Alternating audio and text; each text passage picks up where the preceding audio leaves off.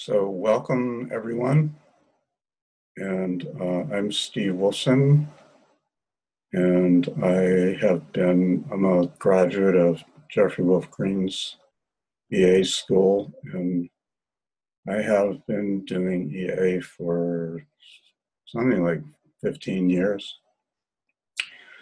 I'm going to be talking about today befriending our inner enemy, healing the war with self. I didn't know that's what I was going to be talking about, but Linda asked me what I was going to be talking about, and after our conversation, that phrase, befriending our inner enemy, appeared in my brain, and I realized that is what I was being directed to. So I feel like it's a good and timely topic. I want to speak, most of the time when I have been on here, I'm talking about things that are not on the surface astrological. And I myself have felt a little funny about that at times. Like I'm passionate about what I talk about, but it's been like, well, is this the right place to talk about it? My response up until now has been, well, I get invited to talk about it, so I will.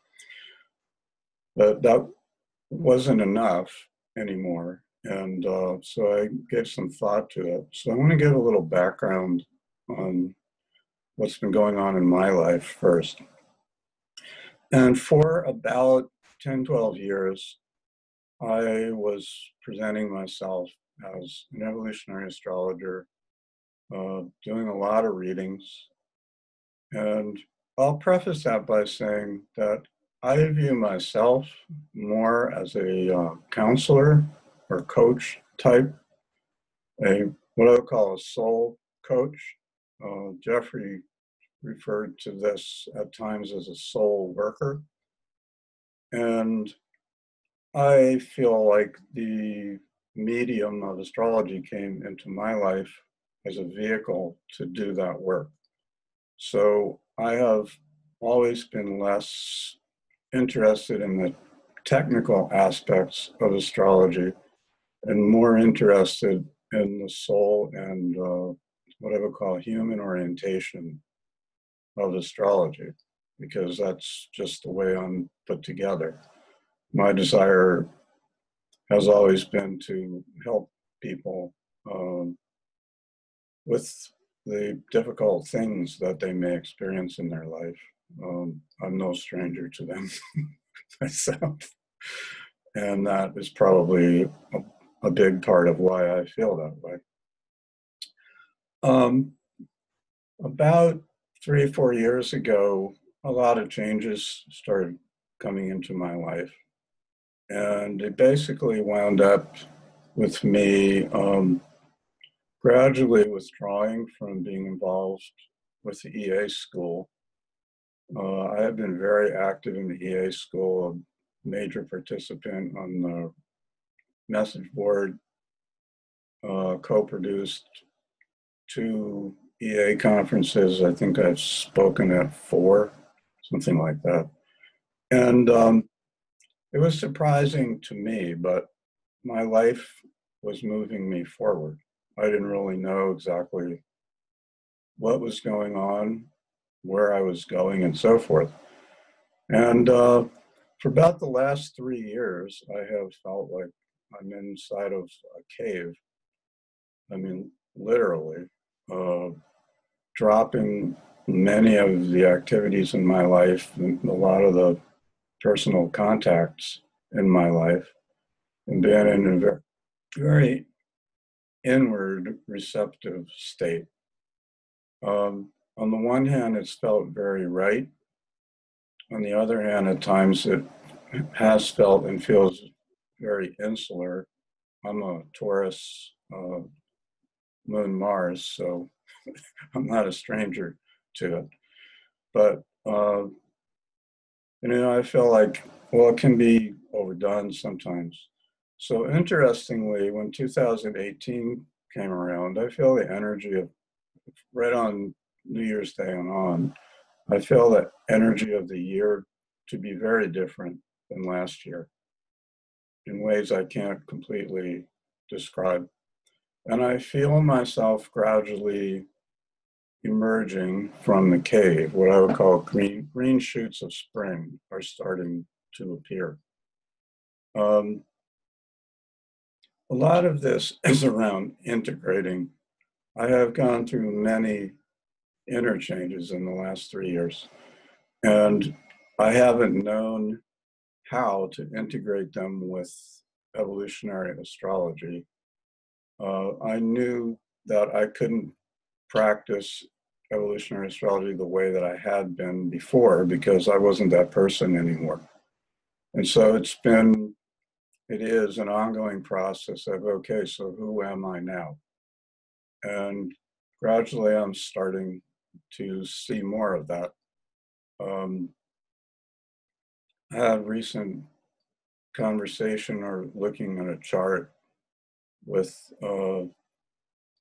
my partner, and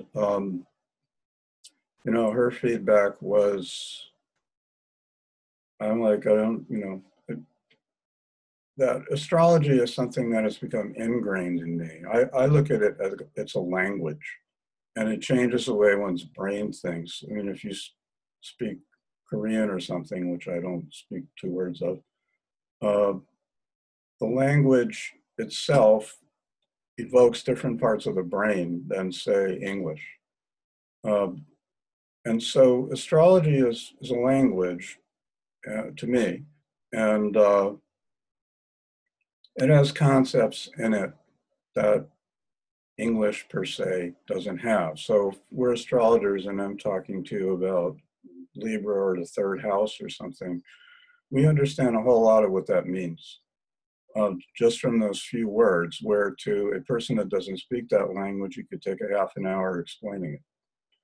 So my brain has changed, I'm clear on that, from my involvement in astrology.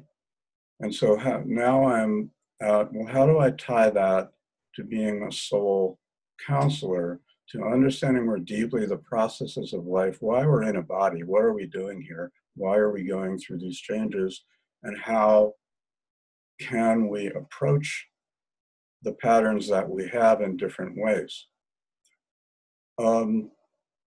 And that's what a lot of the last 3 years has been about. I feel like my brain has been very reprogrammed from my habitual patterns. I want to say, I don't mean to, I'm not knocking EA or astrology or the way anyone feels about it. And I, becoming aware of my language sometimes can be intense or a little extreme, and I can say things in a way that may sound like that. And that's not intentional on my part. If anything I say along that line creates a response or reaction in anyone, and I apologize in advance if anything that I say creates that sort of feeling, brings up that sort of feeling. It's part of the way that I'm learning to rethink and re-put myself together. One of the things, and it's where this topic came from, befriending our inner enemy, because originally I wanted to call it befriending my inner enemy, but I wanted to be more inclusive. Because I noticed that pretty much everyone I know deals with this issue of what I would call different sides of self. It's more extreme in some people. Sometimes, in the case of, in my little write-up, I use the example of oppositions and squares because they're the most elementary examples of what I'm talking about. One of the things that I'm becoming sensitive to in language is an implicit underlying judgment of things.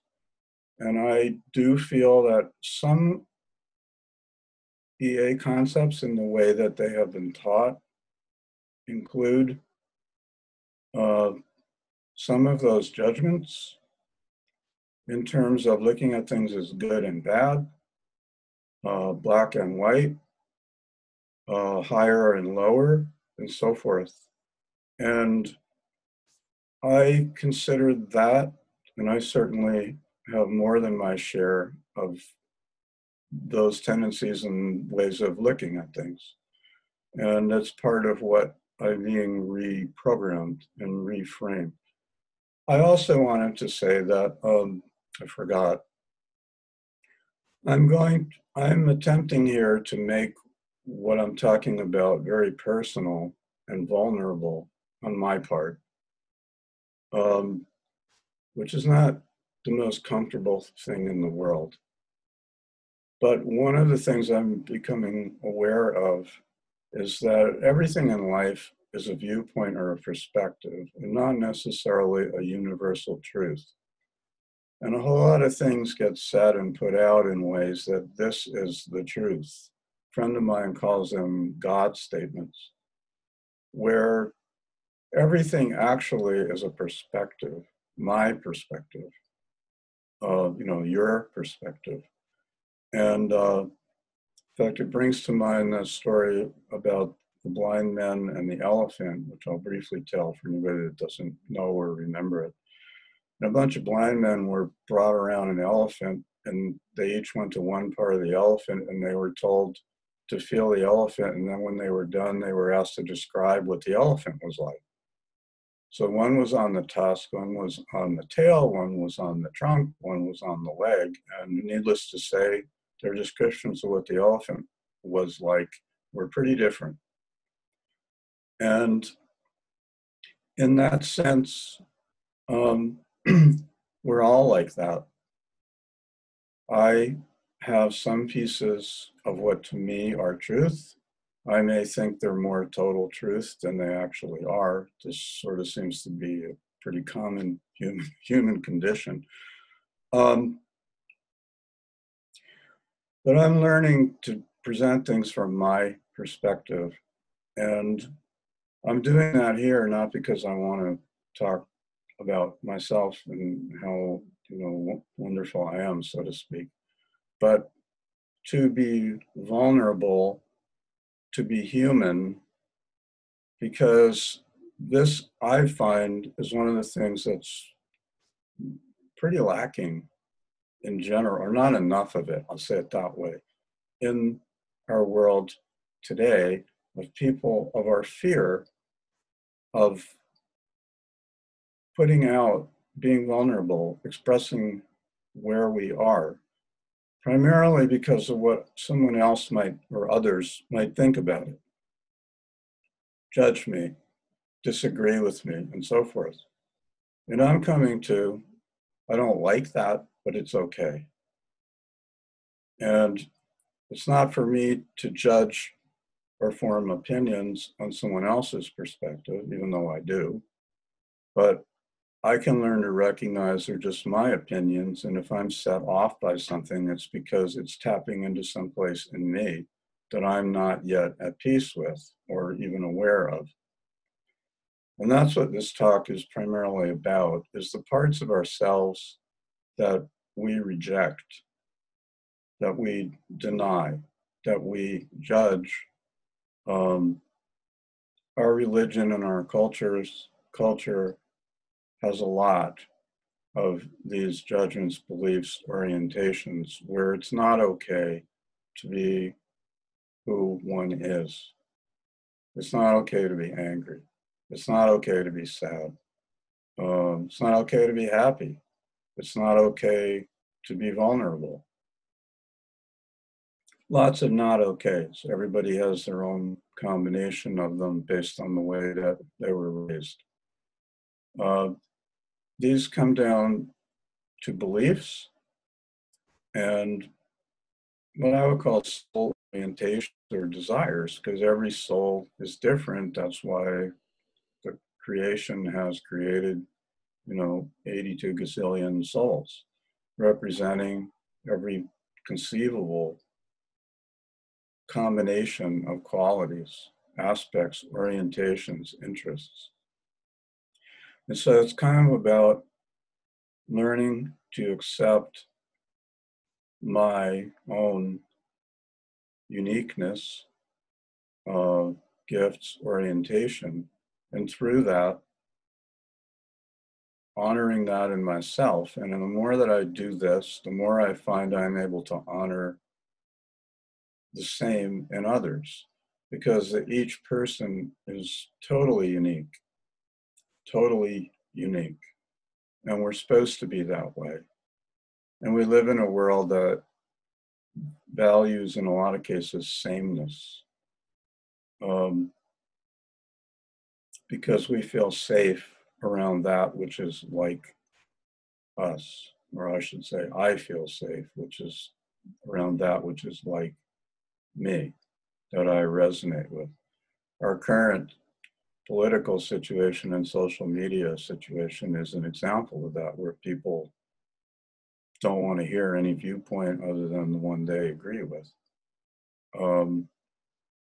which is having some significant effects in the greater culture. So one of the things I wrote, for example, we have EA speaks a lot about matriarchy and what I would call versus patriarchy, and makes the conclusion that matriarchy is better. I would say that's the conclusion that EA has. I could refine that a little bit and say that patriarchy is missing certain qualities that are in matriarchy that would make patriarchy work better for more people, be more open. So what came to me while I was writing down my notes was that we often, much goes on in our world that is what I would call the versus. We're comparing two things, and it's this one versus that one. And what I wrote down was that the whole concept of versus is actually obsolete. It's done, it's over. I'm not even going to call it patriarchal, because that's just more versus. It's an outmoded way of looking at things. People used to think the world was flat, and that became proven to the vast majority of people not to be true by empirical evidence. Similarly, I feel like versus is obsolete, because we're going to learn an and very few, I would say, very few of, not many of us, really know how to live as an and, because I see that it requires a lot of humility, a lot of self-confidence, a lot of knowing who and what I am, and also knowing that in the big scheme of things that I'm small and yet still significant and important, and treating others, interacting with others from that same place. And I find the more that I embrace looking at myself that way, the more I am naturally able to embrace other people that way. It just seems to happen. I don't claim to be, I feel like I'm somewhat the beginner in these places, and I have plenty of the old hurt places. And one change in me is, rather than denying them or pushing them away, I'm acknowledging them. They have a place. I want to, I had an interesting example before that came up, which I actually brought into this talk, it just happened this afternoon, of a person, a woman, whose part of her dynamic lifelong has been, in order to survive and make do, has learned to be what I call a do person. It's a hypervigilant approach to trauma, not missing, not wanting to miss anything, constantly on constant movement, constant attempting to take care of others. And the other side of that pattern, of course, is not giving enough attention to self. And so she has been learning to nurture self, that to realize that she's exhausted inside from the life of this, and that she needs a lot of rest. And she loves having the rest. And she also still has this do side. And part of her inner war is these two sides, duke it out sometimes. Her do side has judgments on the exhausted side that wants to rest, that it feels self-centered and selfish to just take time for myself. And at the same time doing so is like,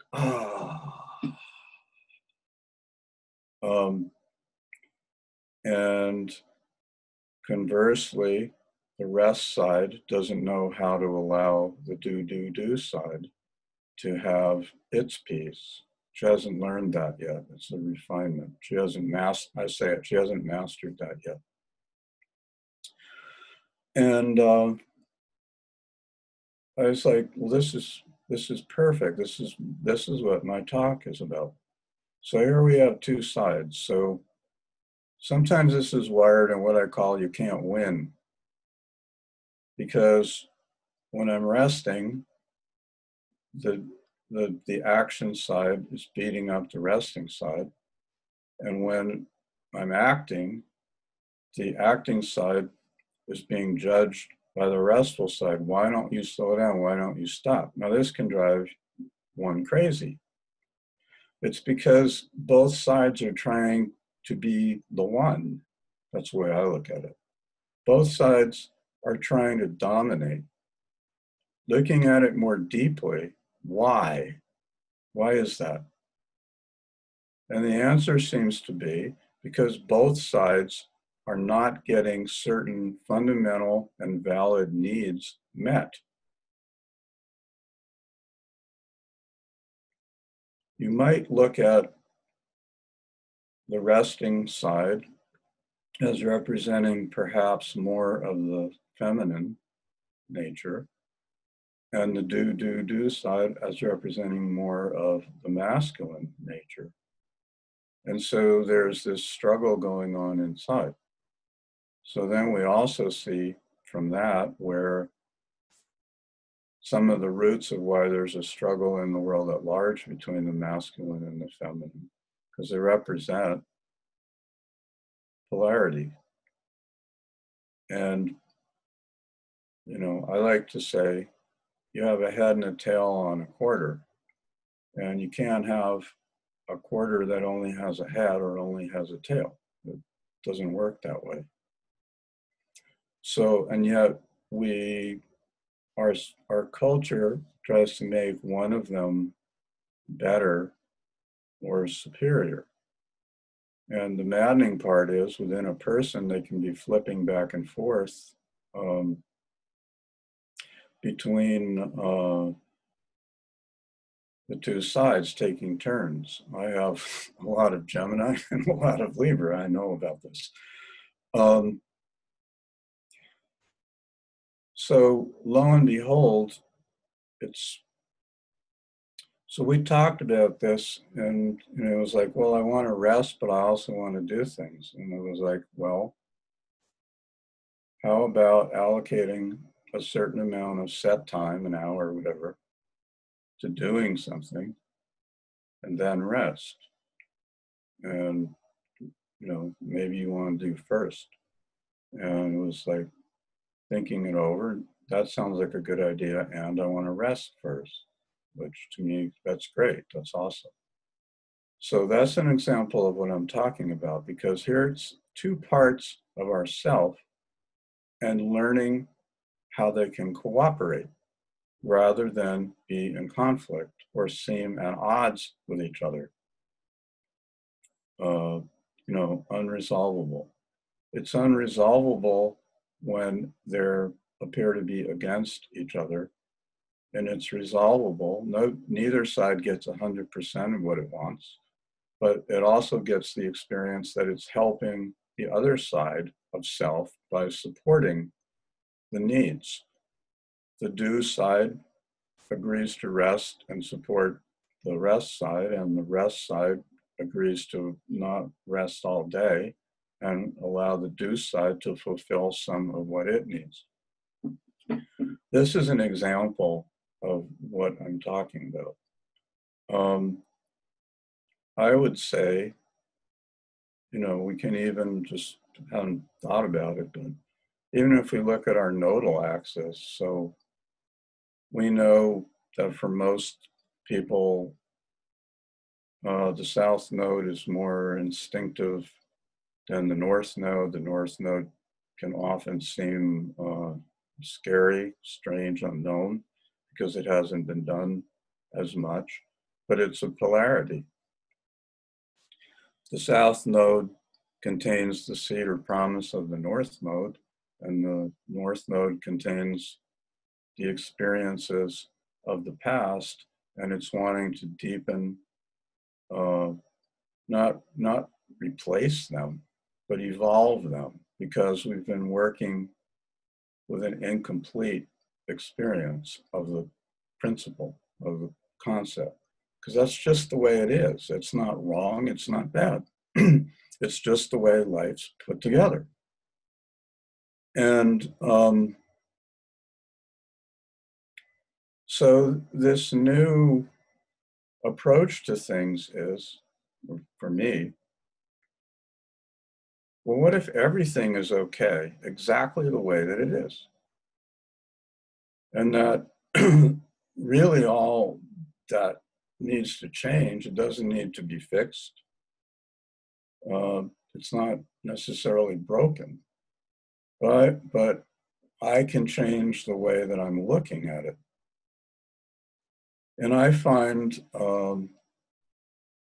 in my own life, which is not the way that I very often looked at things, the growing, deepening realization that in truth, everything that happens in my life, in anyone's life, is here to help me.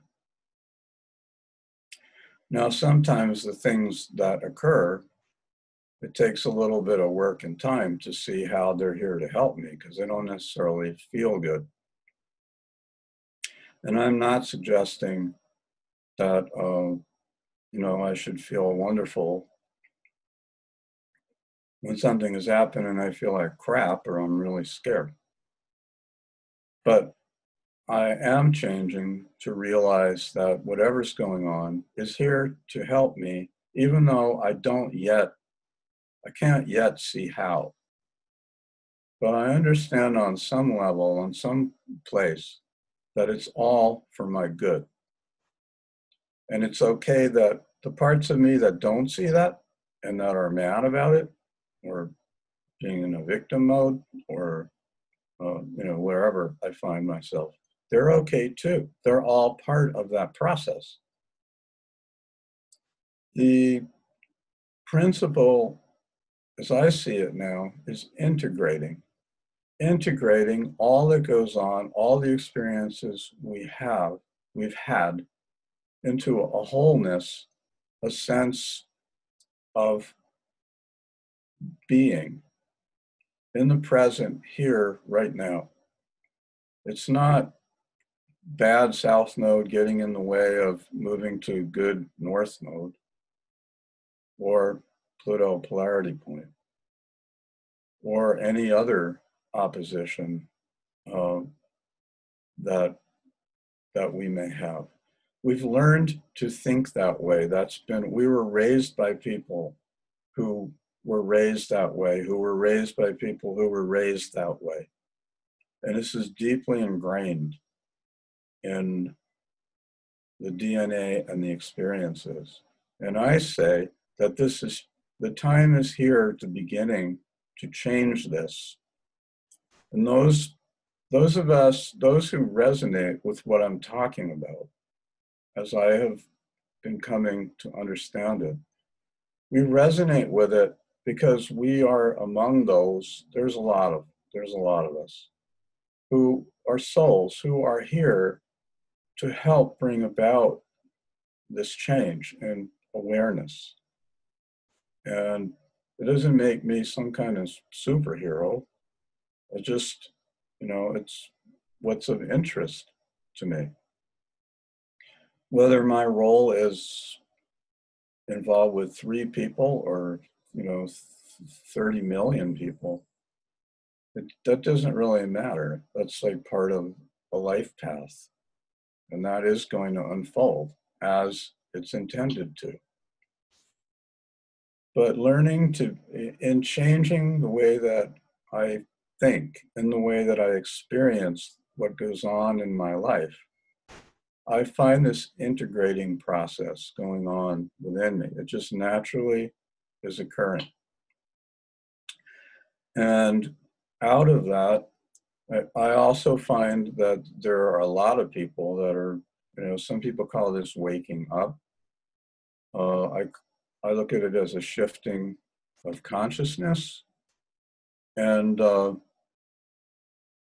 as people are having this experience, and it's scary sometimes, especially, I've lived a lot of my life in unconventional situations. I, I used to say, I had a period where I tried to be normal, but it didn't work. But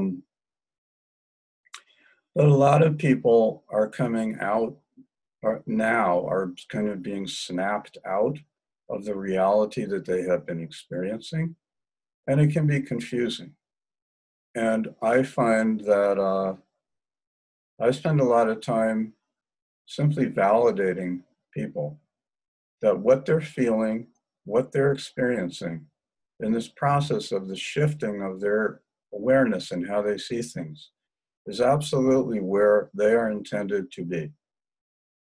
And that it's scary sometimes, and that it takes a lot of courage, and that the fact that they are doing it, to whatever extent they're doing it, is actually courageous.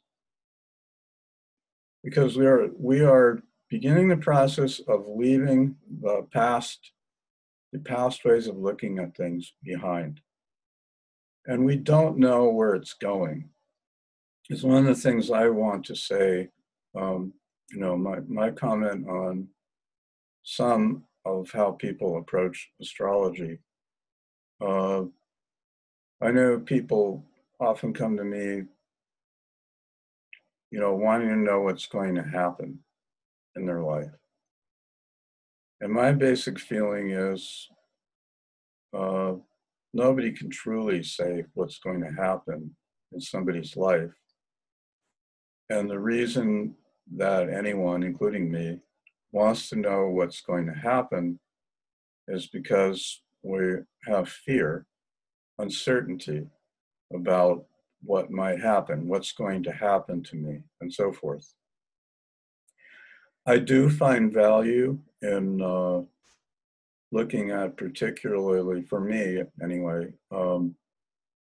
outer planet, upcoming outer planet transits, nodal transits, because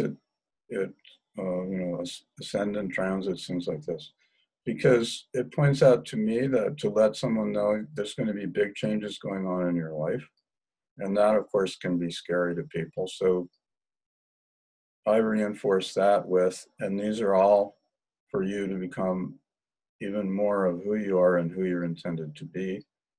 And also to let you know that when they start coming, that you're not going crazy.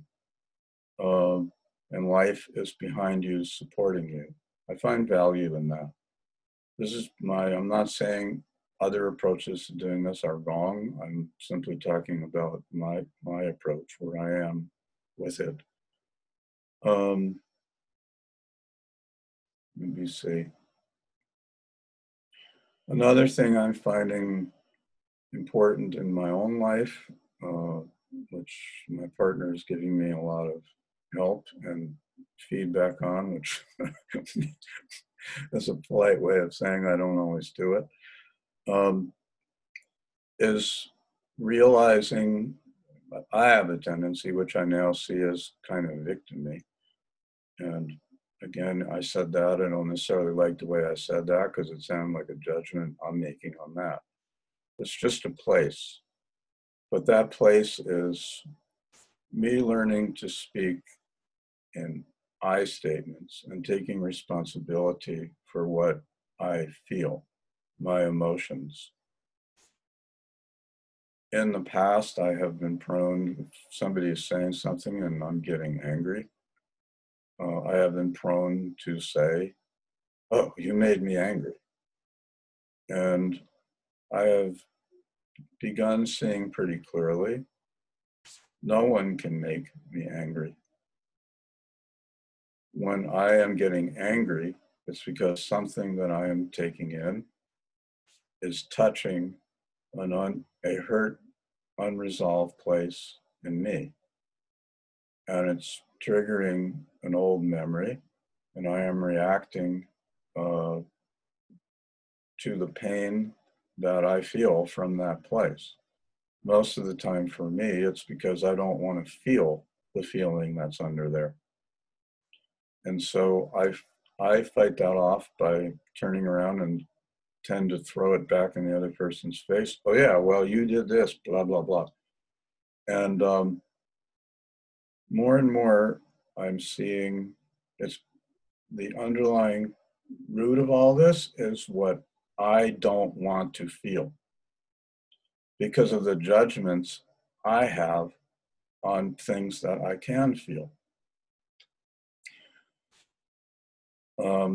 In the last 6 months, one of my big realizations has been the degree to which I am affected by shame. Hadn't planned on talking about this, but I want to talk about it for a few minutes. And it's very interesting because I've been listening to paratherapists who've done a lot of work with shame. And I want to describe the feeling because I never knew what it was. All I knew was people, especially people I was close to, could say certain things to me in certain ways, and I would feel like I was literally being slashed, like with knives or something. That's the way it affected. It hurt so deeply.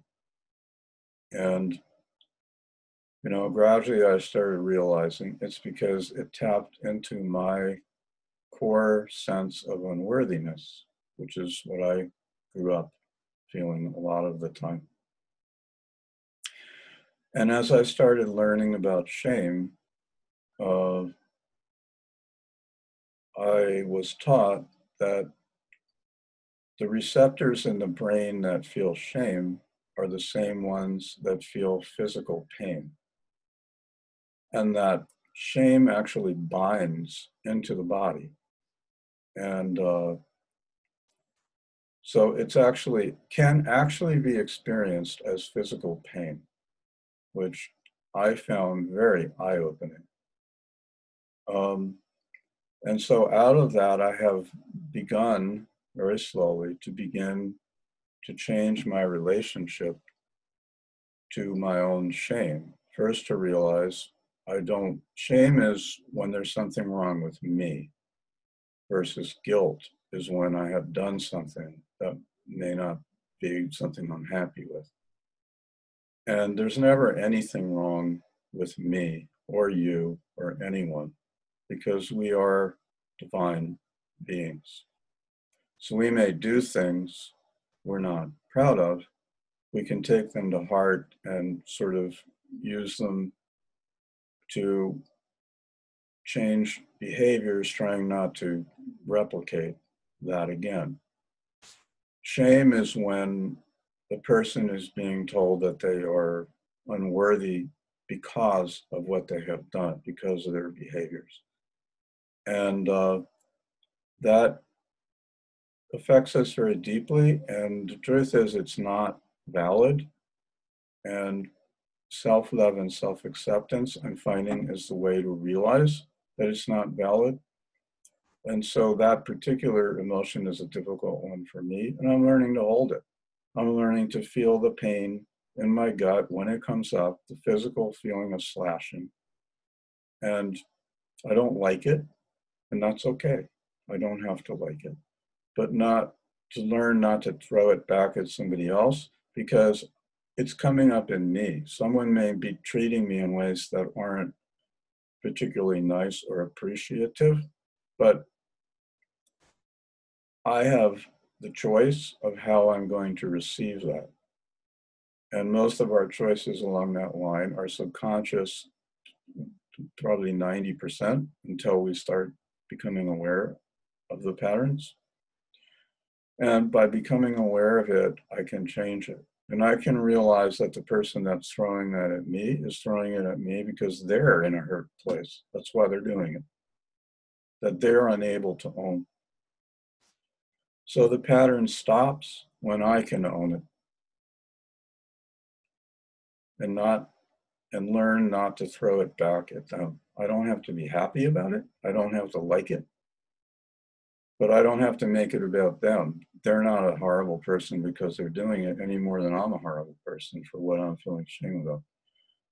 But I also can choose not to be around them, but not out of anger, but out of this doesn't work for me.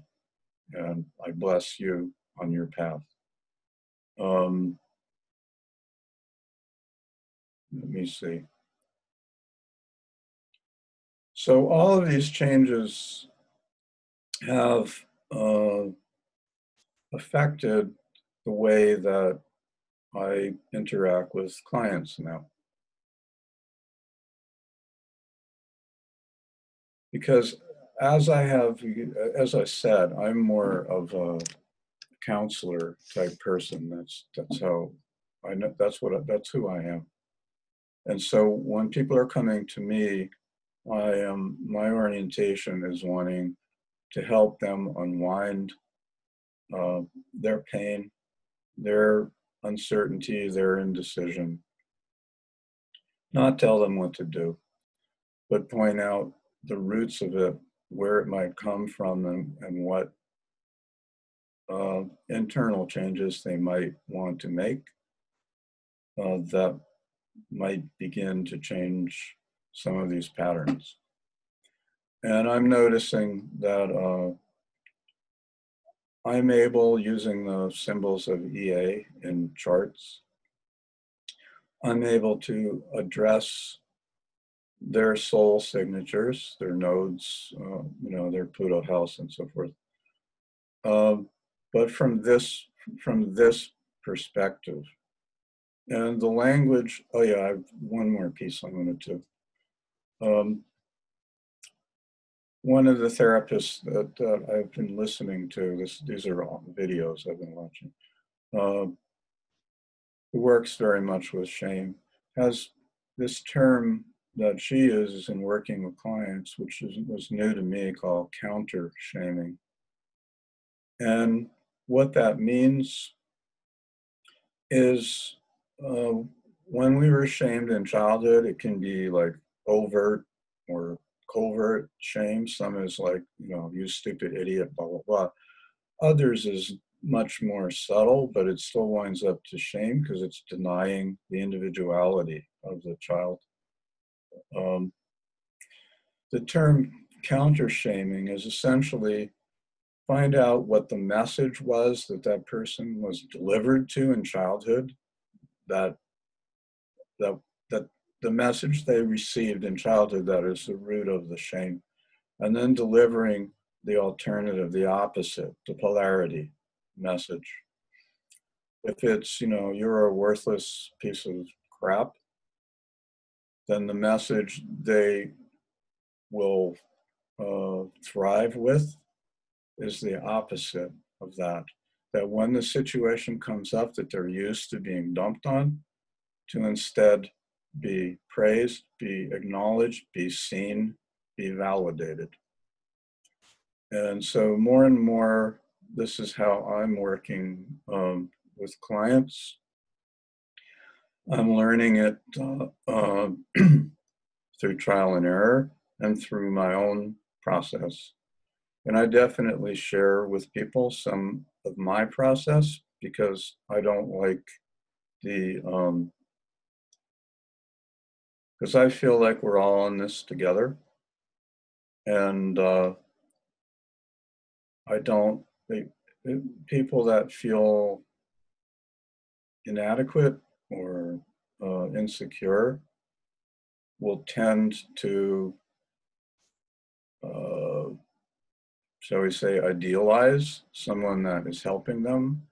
And I don't really want to be the recipient. I don't want to be someone's ideal. I want to point the person back to themselves. And I want them to know that I'm human and deal with my own struggles also. Not that I need to go on and on about it, but in talking about things that I've been through that are similar or relate to something that they might be going through, to the purpose of creating a sense of connection.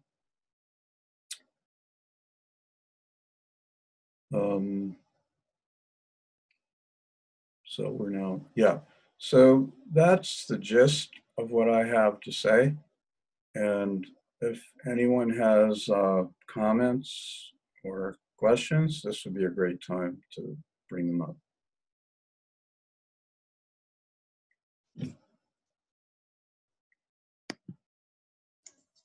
Okay, thanks, Steve. Give us a moment to think. And anyone with a question, please go ahead.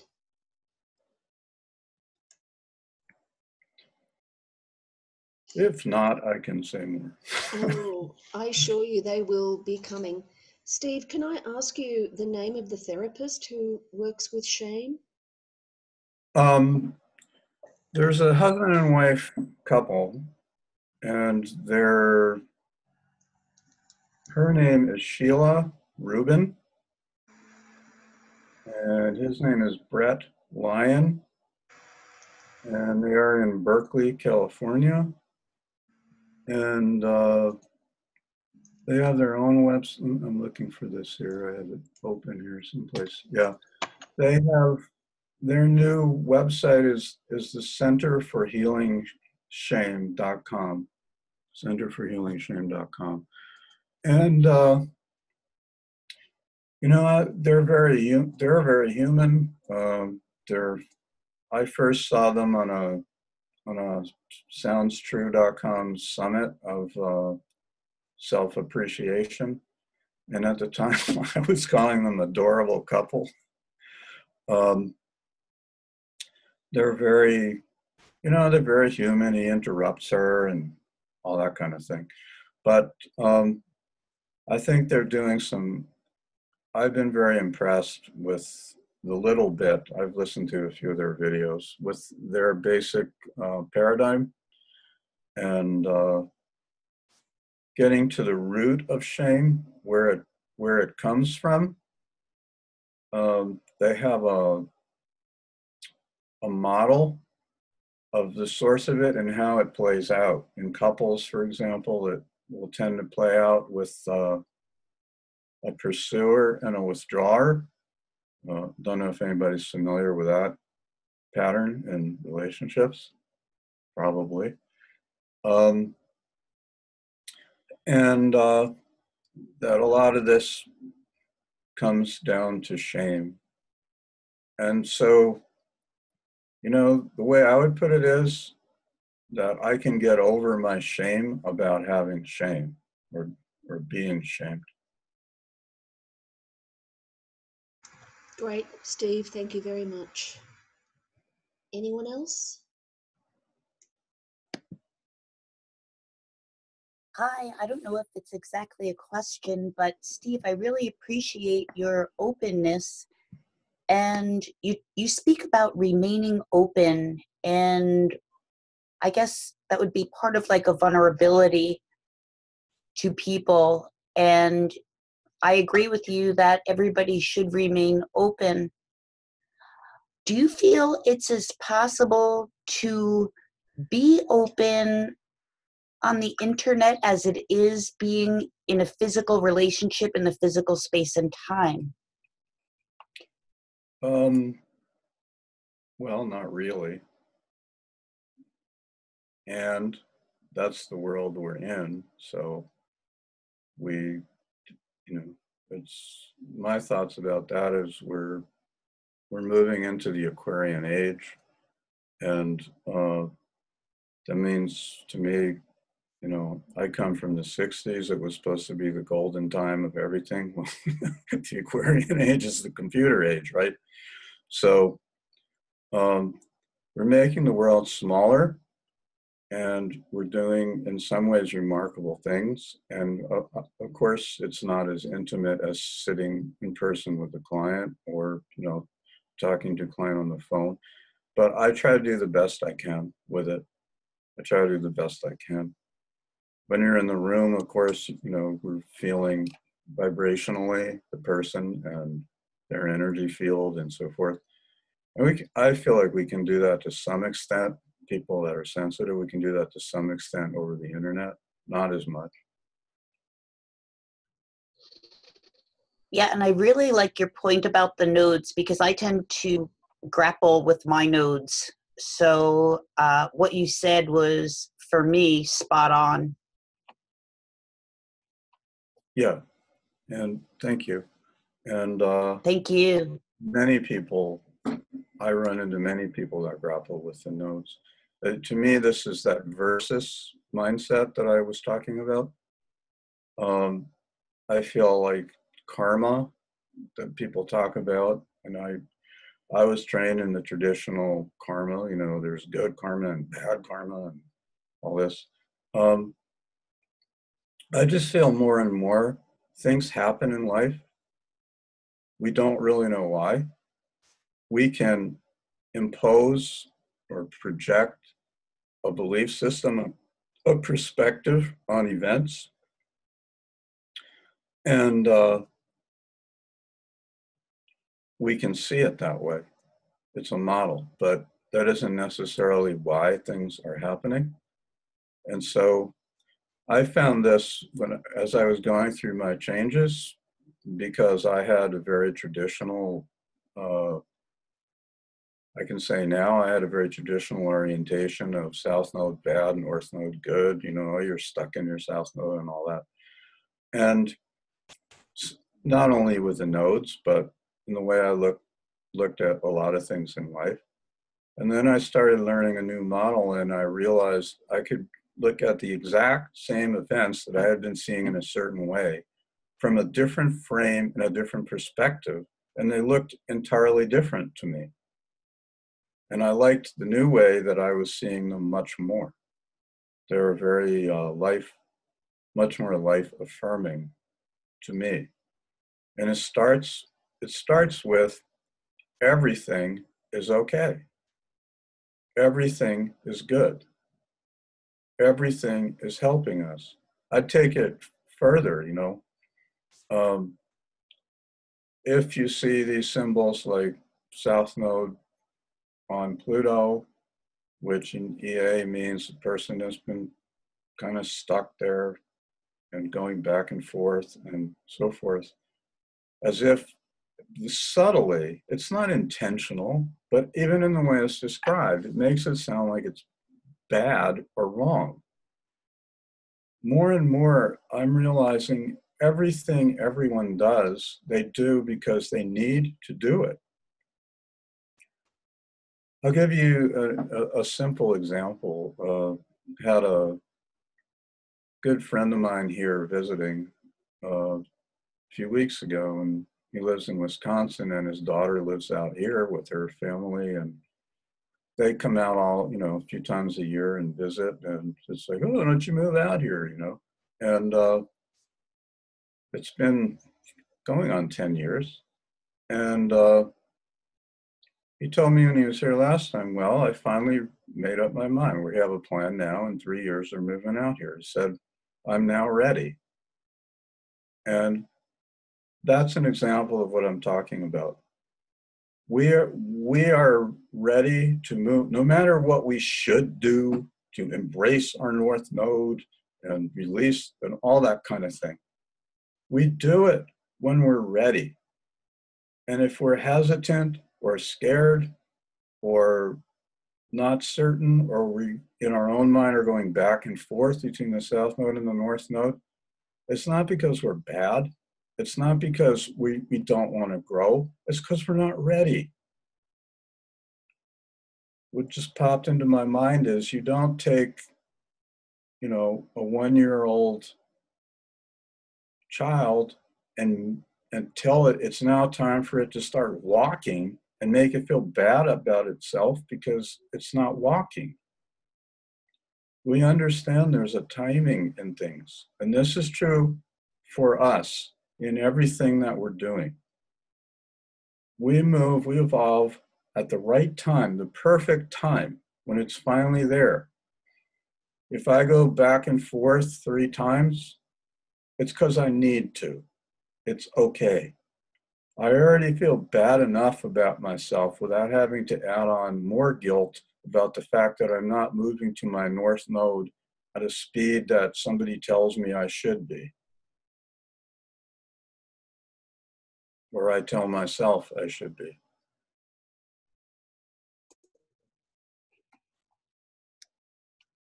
That sounds great. Thank you. Thank you. You're welcome. Okay, we have time for one more question or comment. Go ahead, Wanda. I just had a comment on what you were talking about there. That's, to me, seems like the whole a huge part of the issue, because so much of our normal or our being has been shamed, and we have this arbitrary timing of, like you said, you're supposed to be, you should be doing this at this particular time, and when you don't meet these particular hierarchical arbitrary standards, then you're shamed for that. And I think that's a big, seems like a big part of the issue of what's happening, because most people are not not allowed to develop on their own natural timing, because all of that for each individual is part of the plan. And when they're not allowed to develop to that state, then the rest of us can't evolve. Right. I am learning, I have said I have a PhD in beating myself up. I'm learning that's just not it. It's just not it. And it takes a lot of courage to honor oneself, to follow one's inner. I'm getting really clear. Our intuition, I don't care whether you have no planets in SAD, you have an intuition. Our intuition is what tells us what we're intended to be doing. And most people have learned to override the feelings or to argue with or get logical or linear with their intuition, because it's often not logical and takes courage. It takes courage to act on what we know, because it's scary. You may get judged, etc. Somebody you care about might not like it, etc., etc. But that's my signals are what my gut tells me that I need to do, and I can't know why, because it's not logical sometimes. So I keep moving along, so it's not like I talk about the same thing every time, but I'm refining it, but I can assure you that you will be hearing various versions of this as I talk in the future, because that's really where I'm coming from at this point. Great, Steve. Thank you so much. And I am looking forward to the next installment because I do feel that there's much more to this and that we need to perhaps learn some tools on how to put all of this into action. I don't know. I feel there's much more to it. Yes, I agree. Mm. So we'll see. Maybe, we'll see because I feel like I'm about to start unfolding some or come out of my cave. And so we'll see. I find it's important and helpful to have some kind of support team of validation for people that that are drawn that this impacts. I understand what I'm talking about is not going to register with all people. It's not really supposed to. But I also have seen that there are a lot of people in the world who feel these sort of things inside and don't know exactly what to do with it or where to talk about it. And that's what I support. Hey, Steve. Yes. This is Chuck. I just wanted to thank you for what you're doing. I unfortunately got in here late, but I really relate to what you were saying about the whole shame guilt thing. I'll look forward to watching the whole thing on YouTube, but I just wanted to thank you. Thank you, Chuck. Are you Chuck that's in Australia? No, I'm not from Australia. I'm from the U.S. No, Oh, okay. I'm from Australia. He's my friend. Oh, okay. Yeah. That's where, but Chuck, you used to be on the message board, is that right? I was there for a while, years ago. I remember you from there. Yeah, you have a good memory. Yeah, thank you. Okay, thank you so much, Steve Wolfson. That was just Very welcome. incredible. We're looking forward to more from you. And so thank you from all of us, and we'll see you next time. Thank you. Bye. Thank you, Thank everybody. you, Chuck. Thanks, Steve. I applaud your endeavor. Loved it. Hello. Steve, thank you. Bye-bye. Bye.